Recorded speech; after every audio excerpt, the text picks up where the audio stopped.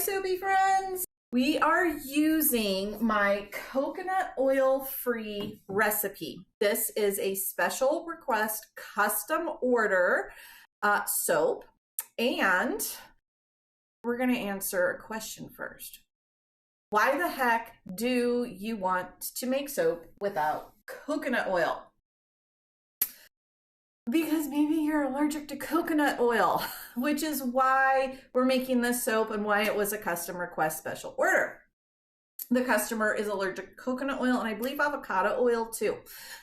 So when I sell, I do a lot of custom orders. Just giving the lye a little stir while we talk.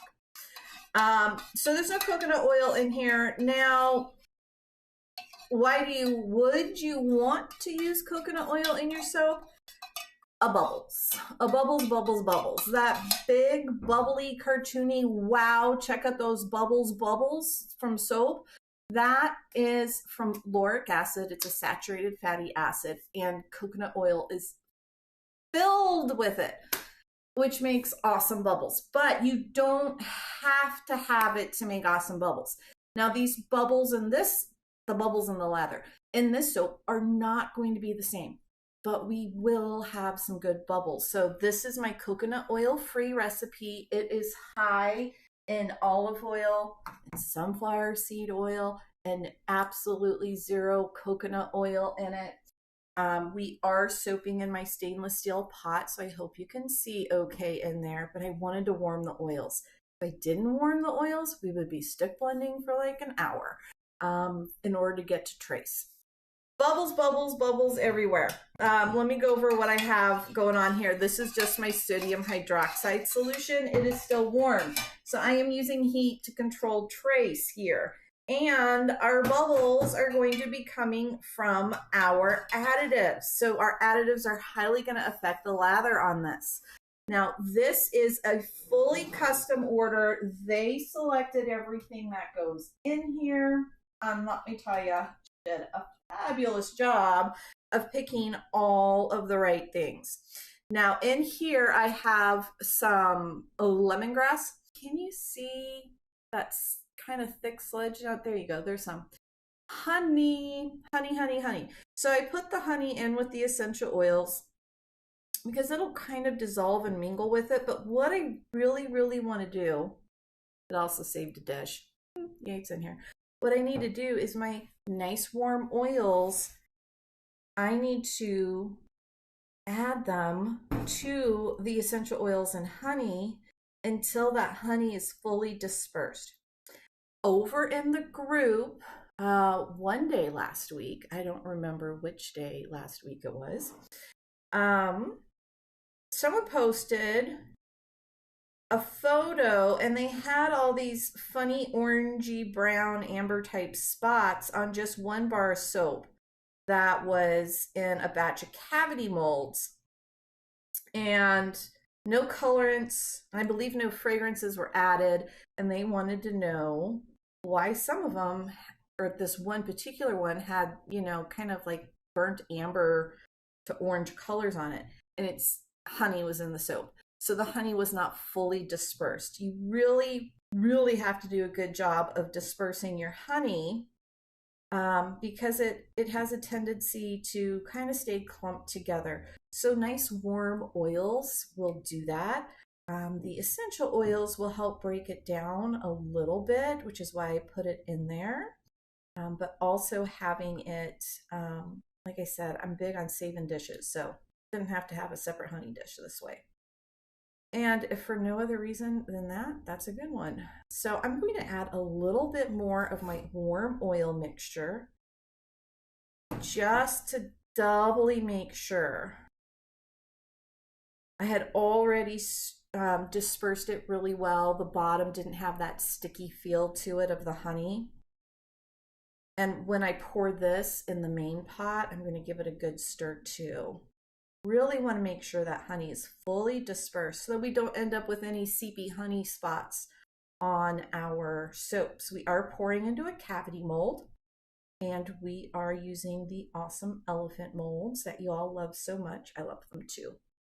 And I will pull those out and show them to you when we get there. They're just sitting over to the side. See how I thought I had stirred so wonderfully, swimmingly well, and there's still a bit of honey down at the bottom of there. So I'm going to pour that back in just so I have some oil in there.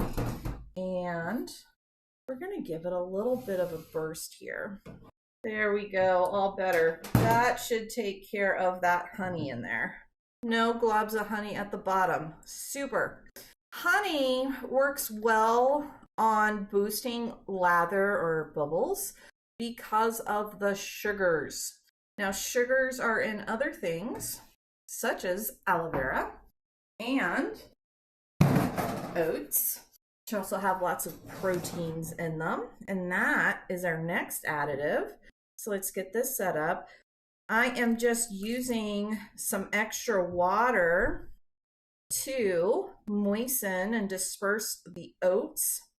And I am using an organic aloe vera powder in this. It's just easier for consistency.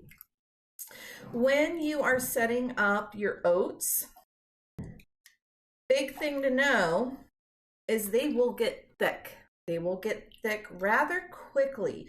Not within a few seconds, but have you ever made a bowl of oatmeal and then you set it aside and, I don't know, need to go make the coffee, or the cat jumps up and knocks everything down off the counter and now there's a big mess, and you go back to your oatmeal and it's super thick, it congeals. So that's why I don't moisten my oats. And in this case, it was ground oats, just oats ground up into a fine powder.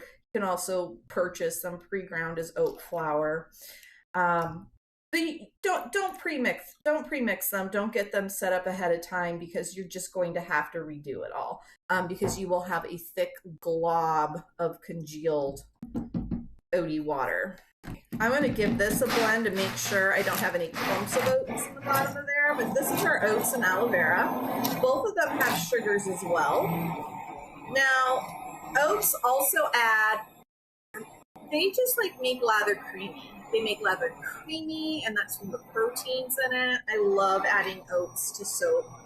I do prefer my oats to be ground up into a powder, so oat flour versus full oats. Just from a texture consistency. I used to do coarsely ground oats, and I've done it with just straight up oats as well.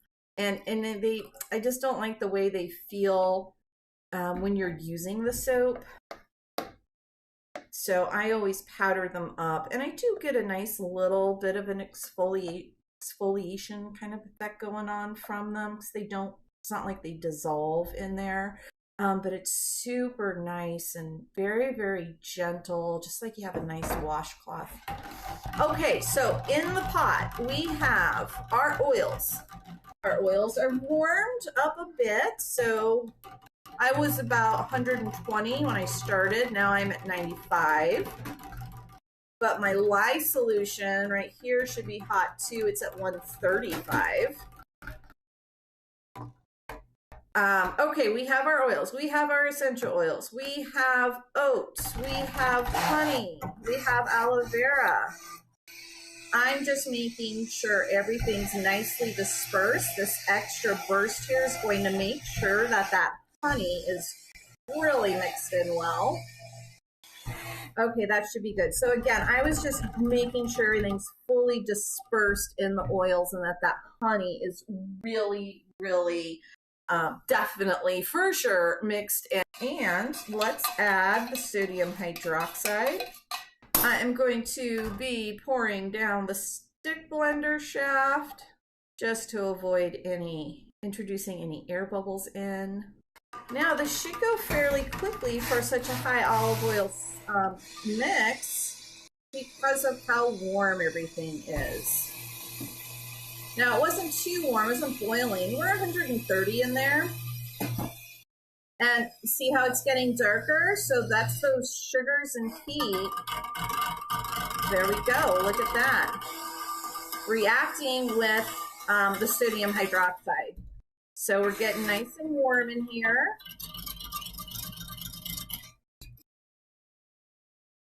Okay, it calmed down a minute. I was getting a little worried there that we might just thicken up super fast. I think I should blend a little bit more breath here. Then I'm going to let it sit for a minute while I pull the molds out. High olive oil soaps can take quite a long time to trace, which means you're going to be running your stick blender forever in a day. Or you could just set it aside and let it wait. You know, time will work too to help you get that that trace. But I'm wanting an emulsion.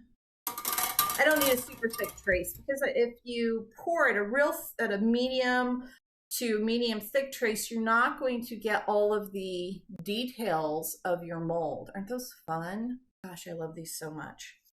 You do need to make sure you do have an emulsion and that you're not at a false trace, because if you are, your oils can start to kind of separate out.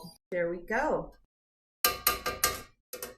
Thin trace with oatmeal floating around in there, so it seems a little bit thicker. All right. That was a fast soaping, huh? Okay, let's just fill them up.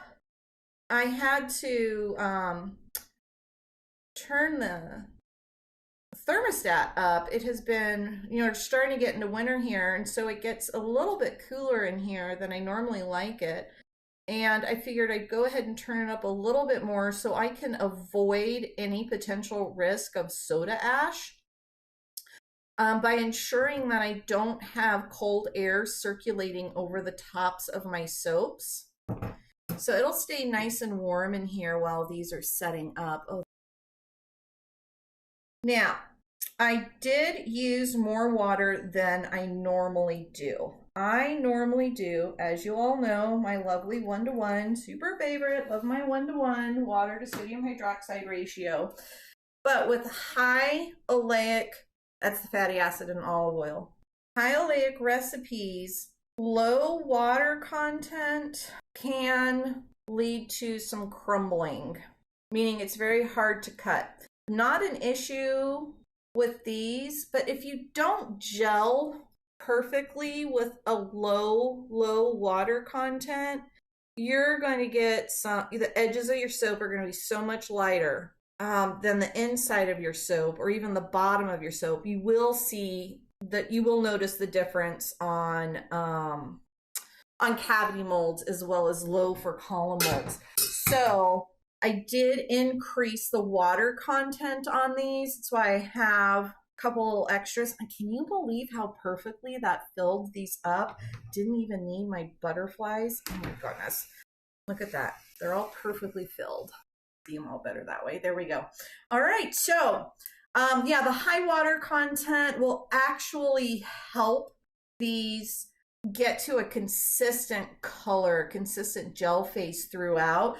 I have my ambient room temperature nice and warm for them. I will probably, when we turn this off, I'll get my little covers on here and I'll get that set up for them so they'll stay, you know, a little more insulated. Might put a heating pad or two on top of them. I'll keep an eye on them to see how they're going. But yeah, that's it. That went really well, really fast. We didn't have to wait too long to trace. Yay, yay, yay for using heat to help control our trace. And special bonus for you all, this recipe, my coconut oil free recipe with a few modifications, is up on the website at soapyfriends.com. Hey Soapy Friends, it is 2 days later. I am unmolding these soaps. Sorry for the sideways phone video, but it is the holiday weekend, so here we go. These came out great. They did set up quite well. I did not check to see if I could unmold them yesterday as it was Thanksgiving, but even with that high water content, yeah, came out great. Super happy with them. We'll notice a little bit of a gel or a partial gel on one of them. Other than that, beautiful. Love the color on these. They smell amazing. Cannot wait to see how these lather up. So yep, there you go. And here they all are unmolded for you. Happy soaping, everyone. Remember, if you want this recipe, you can get it over on the site, soapyfriends.com. It is my coconut oil-free, vegan, and palm-free recipe.